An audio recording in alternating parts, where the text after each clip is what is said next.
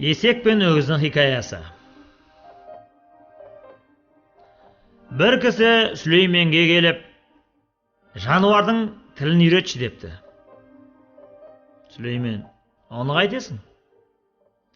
Басыңа бәле шақырады. Одан да үйіңе береке кіргізіп, шаңырағыңа шаттық ұялататын рухани ілім үйрен деді. Келген адам өзеуреп отырып алды.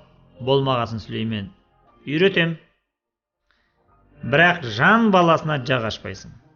Ашсаң, ажалың жетеді деді. Келістім деді ол.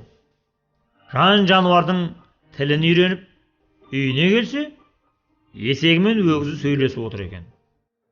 Тыңдаса, есек өгізге: достым, халің нешік депті. Сұрама, достым, жұмыстан өлуге айналдым. Бір ақыл айтайын.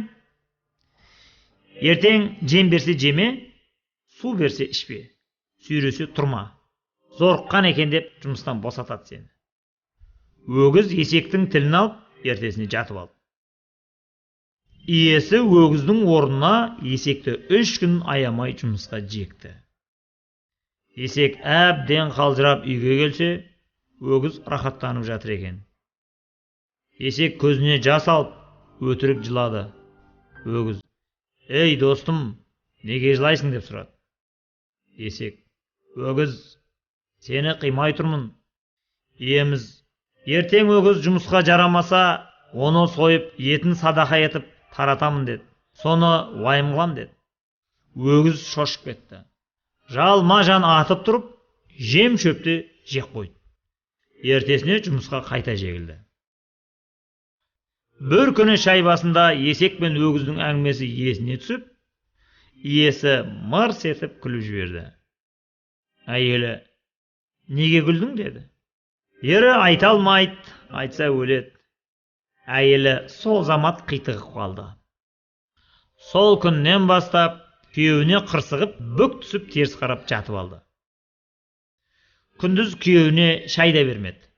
Туыстары келсе қабақ шытып, қонақ келсе күңкілдеді. Отбасының берекесі кетті. Күйеуі бүйтіп қор болғанша айтып өлген жақсы деп ойлады. Далаға шықса, иті қоразға қарап үріп тұр екен. Хей қораз, несіне мәзсің? Еміз өлейін деп жатыр. Ол өлсе күніміз қараң. Байын бездірген қатын малын бездірмей ме деді қораз. Сауап, оған сол керек.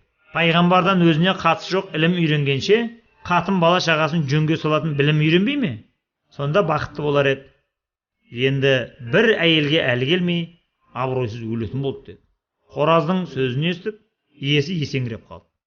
Қателігін түсініп, Сүлеймен пайғамбарға қайта бар, одан отбасы тәрбиесін үйреніпті.